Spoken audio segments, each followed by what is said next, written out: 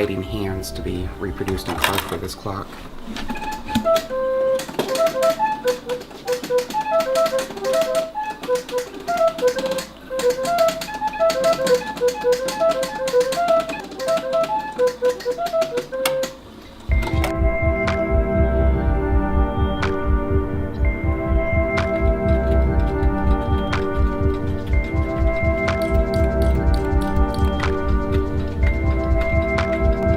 When I was about 11 years old, I went out and bought my first clock collection. And my whole family had collected the entire time I was growing up. So it was natural that I went out and bought my own collection. This large clock here, it's a cuckoo and quail clock, which makes it a little bit more unusual than just a standard cuckoo clock. It has two bird sounds instead of just the cuckoo. On the quarter hours, it'll do the quail sound, and then on the hour, it'll do the quail and then the cuckoo.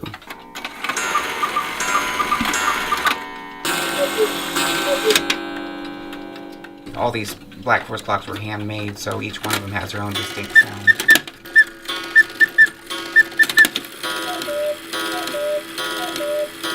This is the type of clock that mimics the sound of a trumpet. And this was the first trumpeter that I actually restored. And the owner of it was kind enough to let me buy it from him. On these 100-year-old Black Forest clocks, the hands are typically carved out of bone, and they used either deer or dog bone. So a lot of these examples do retain their original bone hands. There is a man that still carves hands out of bone for repairmen and collectors, and he does fantastic museum quality work. What I liked about this one is that the bird at the top retains real bird feathers, and when this one goes off, he's actually articulated, and I just like watching the action of that bird. These are known as singing bird cages, and you wind them up and they mimic the call of a bird.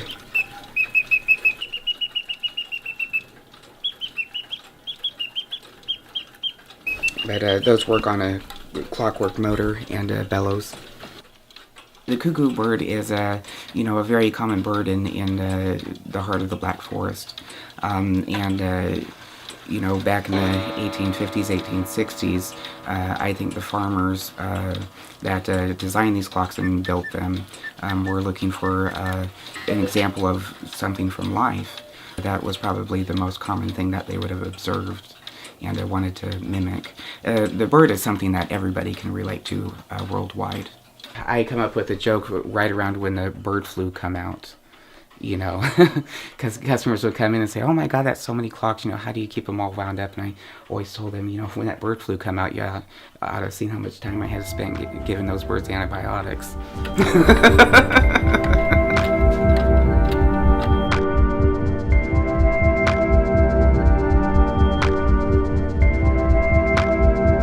We actually enjoy the clocks. It would be, we would notice a huge difference if we didn't have any running. Now we're so used to them that we actually notice when they're not running as opposed to when they are.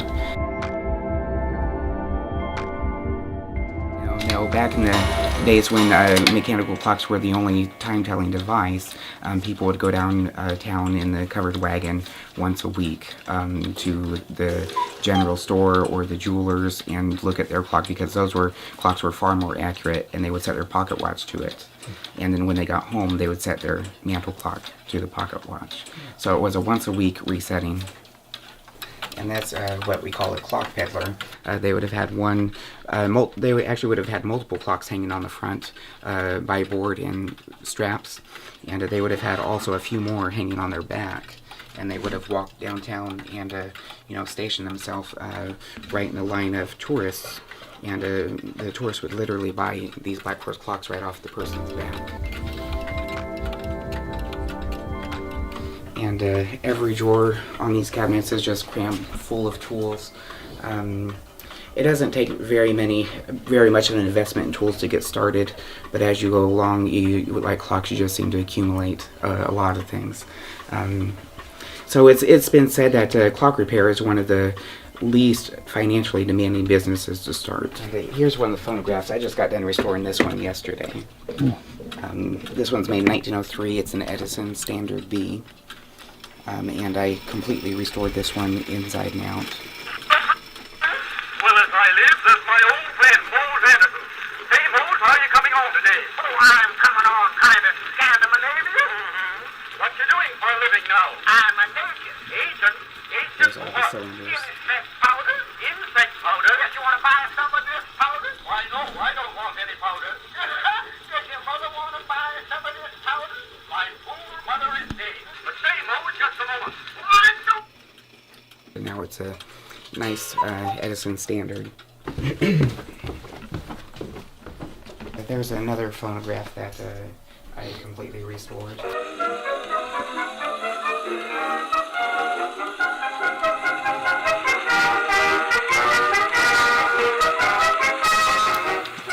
I think anybody that restores anything, enjoys conquering their projects and seeing something actually come out successfully. And sometimes the projects, come out better than what you thought they would have, and that's always a good feeling. But the part of it that I like the best are the people, the customers. When someone comes and picks up their item that's been restored and they're just, ecstatic that it's done.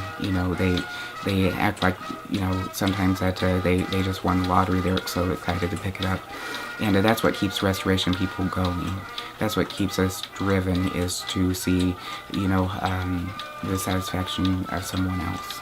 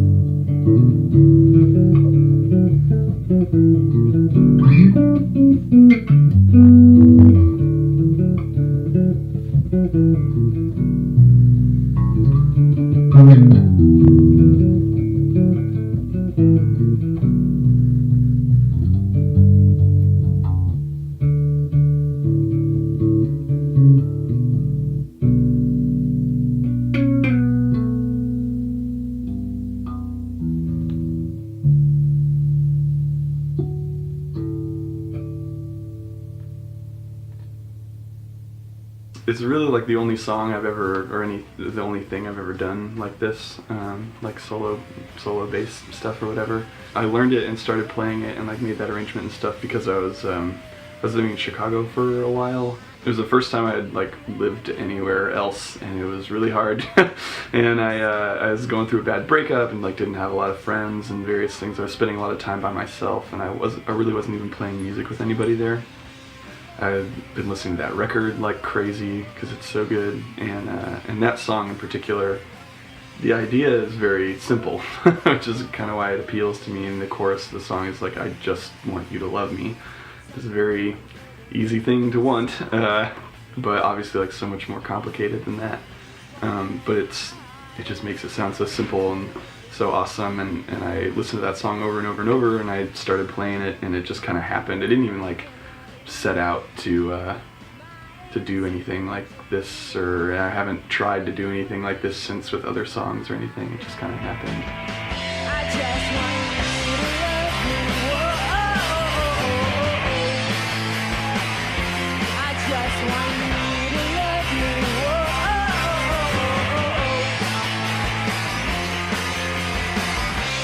Came in empty and I broke the lock. Dark around me.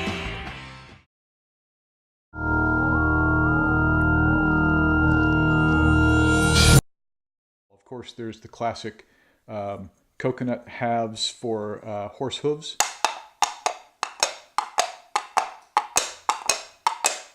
Made famous by Monty Python. My name is Tony Brewer, and I'm a live sound effects artist. So in the 90s, I was in college at IU, and I was involved in an improv theater group. And we did a live improv session every week in the basement at Collins. And one night, Richard Fish came to an improv. WFHB, the community radio station here in Bloomington, was just about to go on the air, and Rich was heavily involved in that, and also planned to do a radio theater show on WFHB. Quiet in the hearing room. I'd better take this. Judge Roy Bean here. We took to it immediately, had a great time, and almost immediately started producing. A center for the care and study of the insane. Since the 1920s, this place has been known as the Hayward Sanitarium. I was the director and executive producer. I did some voice talent and sound design and Foley work. I did a little bit of everything on that. That eventually got onto NPR Playhouse. It was distributed nationally on NPR for about 4 or 5 years. Honestly, we learned a lot of it just by experimenting in the studio, which is how a lot of sound effects and Foley work is done anyway, through experimentation. The thing that gave me the most thrill, I got to work on a Ray Bradbury piece called "It Burns Me Up." I didn't even have a lot to do in it. The sound effects were pretty minimal. But the thing that I came up with that everyone just went, wow, that's really innovative. It's set in the 40s, and it takes place at a crime scene, at a murder scene. And occasionally these reporters would show up, and they would be asking questions and taking pictures with the old old Brownie cameras. In order to replicate that, I took a bandana and I would just kind of snap it in front of the microphone so it would make that sound. And at the same time, the person up in the lighting booth would watch me, and as I snapped the bandana, she would flash the lights, the house lights. This would be for an old-time camera flash.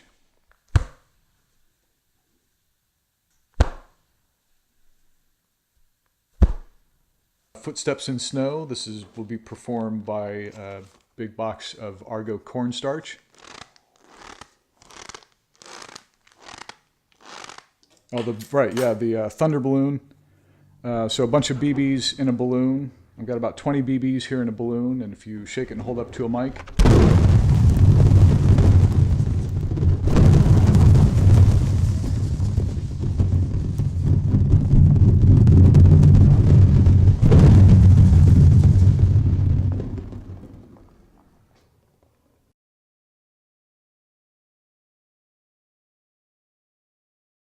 Is rolling. Everybody ready to slate? The Moon and the June and the Spring.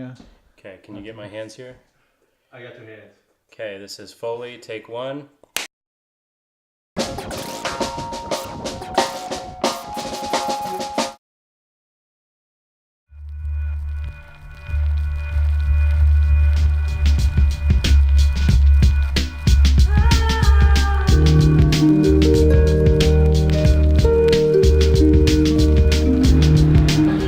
Ben Rains. The event here tonight at the Owlery is a collection of photography that I put together called B-Sides and Rarities.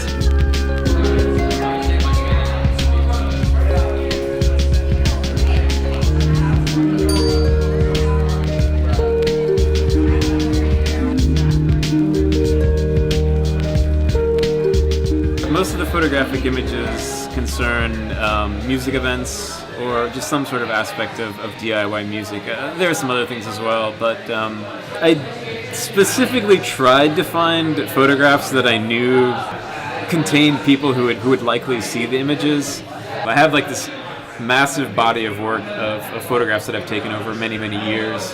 And over time, people have seen images maybe here and there online, and I kind of wanted to just like pull a big chunk of that out and put it out there and let people look over it, remember all these things that have happened in the past. I mean, sometimes in the distant past, maybe 10 years ago, and other times maybe just a year or a few months ago.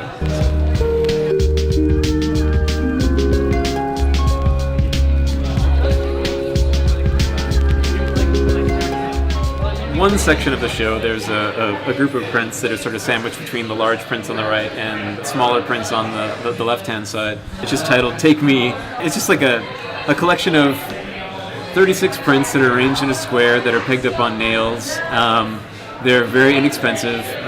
People can just pick them up for $1. That's sort of the suggested donation. They can pick whatever they want and just grab the print, take it with them that night, and then as slots open up in that grid, I'll just start replacing them with other prints. And so it's kind of like this evolving thing. It's like over the course of the month, the exhibition is up.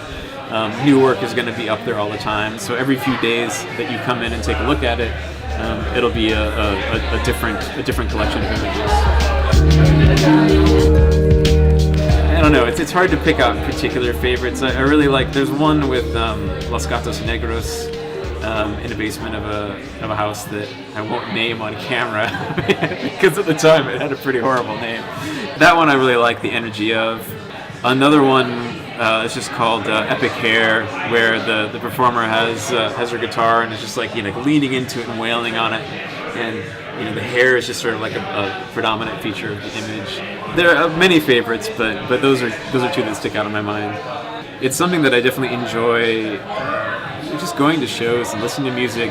It's kind of like how I kind of got my foothold in photography here in Bloomington, was going out to shows and photographing them, because honestly I'm just like far too shy to just like go out to these events by myself, so this kind of gave me an excuse to go out. And almost like a security blanket in a way. You could go and it's like, okay, I feel like I have a reason for being here now. There's an aspect of nostalgia to it as well. In a way it's like I'm looking back at an accumulation of 10 years worth of work, and it's kind of like being able to share all that stuff back with the people who I photographed and just the community and people that are interested in that. Again, because a lot of these things people haven't seen ever, or maybe they haven't seen in many years, and so it's kind of some nostalgia for me, and it's nostalgia for other people who are being able to see it. It's like opening and closing a chapter, and then it's like figuring out what's the next chapter going to be.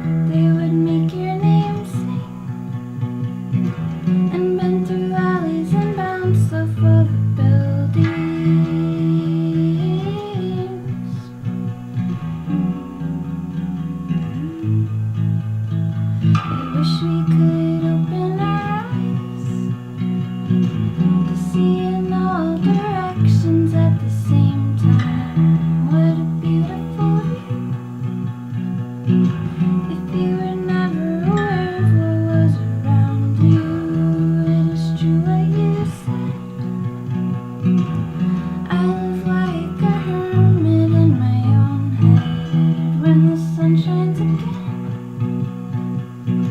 I'll pull the curtains and blinds to let the light in.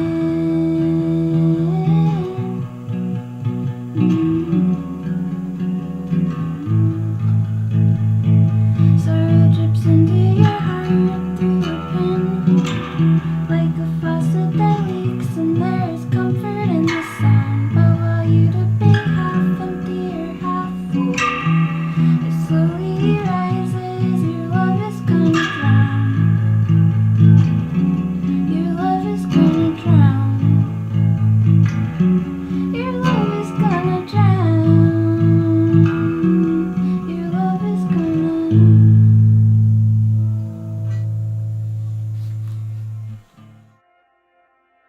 I think that song is about a general enough feeling, a vague enough feeling that is easy to relate to. Oh, hey, I really like you, wish I could do a lot for you. I'm gonna try. Which hopefully everyone feels sometimes.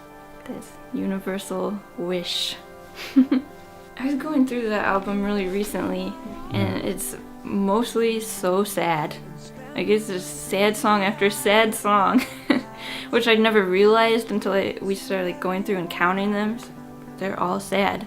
And that one's sad too. It's kind of, but more bittersweet, I guess. Like, there's hope to it, which is what makes a song not totally devastating, I guess, is the hope. And that song has the hope in it, I think. They would make your name sing and bend through alleys and bounce off all the buildings.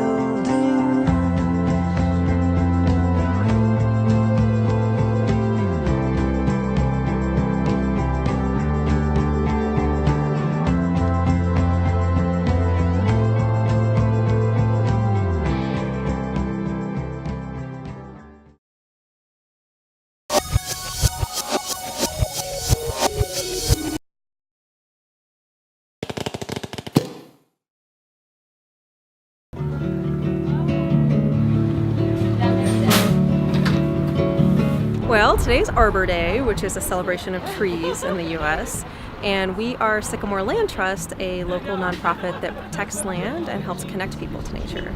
Every year on this day, we give away free trees here at Blooming Foods West and East. It's actually a really special year for us. It's our 25th anniversary. We were founded in Bloomington in 1990 and have been going strong ever since. We currently protect over 8,400 acres of land in 26 southern Indiana counties.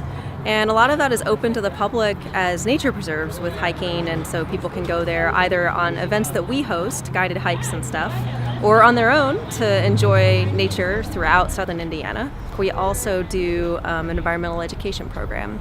So we work with people of all ages, both in schools and out of, with community groups and even just individuals to help them learn about all sorts of facets of the environment. Those are the things that we do, and of course a lot of those do lend themselves to volunteer opportunities. We have people who help build trails and maintain properties. We have people who help with all our outreach events or with the environmental education activities. We're growing, and that's exciting, but we also still have lots of other activities that we can't accomplish on our own. You'd think you could give away more than 200 trees in this amount of time, but in our experience, we get 200 trees, and we give away 100 here, 100 there, and that's about it. So it's nice to know, though, that every year people go home with that many more trees to put in their ground. We always pick different species every year so that there's greater variety in the area. This year we got American plum and black gum, and they come from the state nursery down in Bologna. We just pick species that thrive in the area, and we try to get one that's a little smaller and one that's a little bigger, so if people live right in town and don't have a lot of space, they might still be able to plant one, but it also depends on what's available.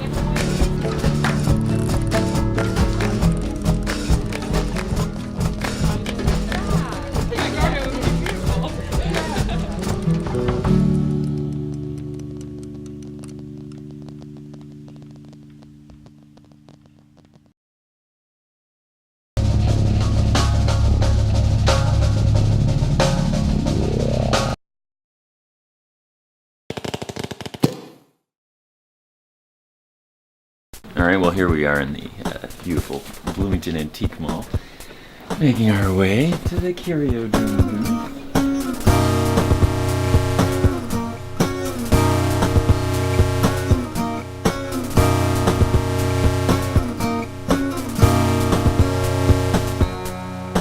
Longtime Curiodrome fans will recognize that this is not the old store that used to exist.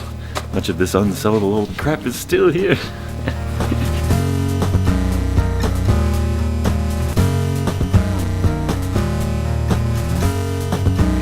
I have tons of stuff. I'm just like my lifelong pathological problem where I collect things.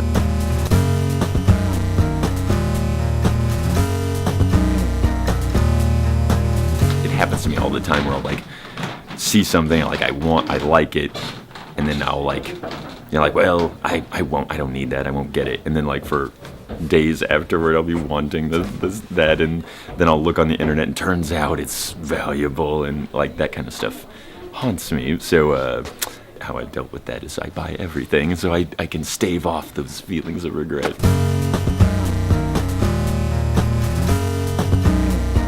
Other stuff that I just like, I mean, I end up with things that I feel like just stupid little trinkets that do bring, for whatever reason, $2 worth of like pleasure, and I can get them for $1, then I buy them and sell them for $2. I feel like, for instance, these Rad Dudes cards are one of the worst products ever brought to market. I mean, just horrifically bad art, stupid concept, everything about it is just terrible. Yet it is in that it's delightful, and so like I feel like it's worth $2. Like you can like the amount of just like the trip you can go on of just like, look at this shit ass product.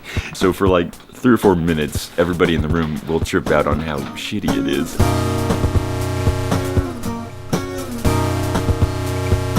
Something I believe is that products are, it's not like they're different from works of art, certainly, but they are an incredible amount of creativity and like expertise and just ingenuity goes into so many products that are completely forgotten or just gets lost, is gone, and just because something is like a commercial enterprise, like, this is actually an awesome example.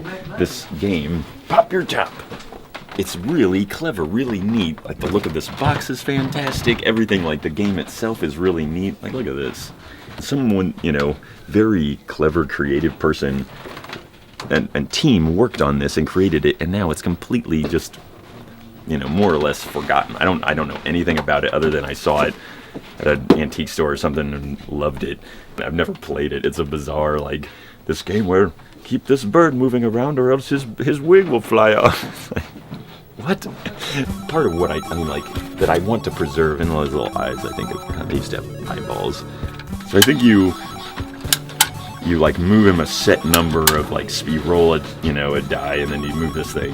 What a weird idea. So you move him on the playboard a certain number of spaces, and eventually you'll get to one where it ejects his little wig. And that is something I just feel deserves to be remembered.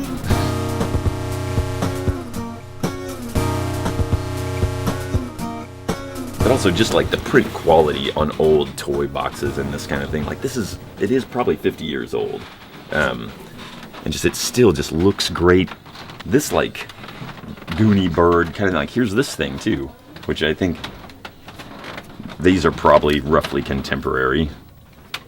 Culturally, like, how was it that this was kind of a look of things, like what's behind it? And I like just this obviously represents something. What? I don't know. Of strange, mysterious history behind all these things.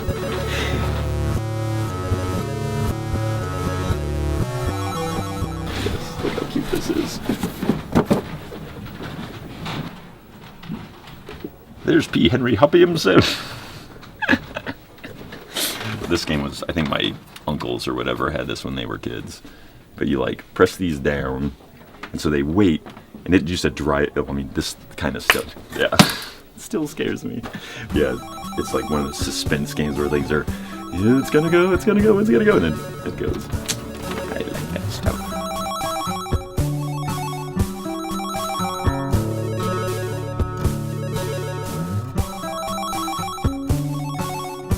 A lot of people are bummed by like clutter and like feel the burden of their stuff a lot more keenly than I do. I don't like it. To me, it's like if it all burned down, I would deal with it. It's not like this stuff like what am I gonna do with all my stuff? That's the other. I have vast holdings, and like every like couple weeks I will just go wallow in my shit, and it's like this. If that happens 10 times before the thing is lost to me forever, it's just like that. Every time I had that like that neat feeling, it's like that's all you pay. That's all. What do you pay money for? Anything like it's just nice, pleasant feelings. Is like money. It's worth money. It costs like for instance, I paid I think $5 for Pop Your Top. So $5 spread over, let's say I have it for 10 years or whatever. Definitely at least once every couple months, I will stumble across that and then just like, look at this thing, like pop it open, mess around with it, just what happened earlier. Like it's never popped like that when it just did. Like sometimes you'll like mess with it a little more, and then like a surprise will happen. Like I loved that thing before that happened, and that's still just like I was messing around with it, and then boink, and the thing just jetted. Like it's supposed to, and it was just like that's an extra little like I've had this thing for 2 years and I never knew it did that, and back in the box.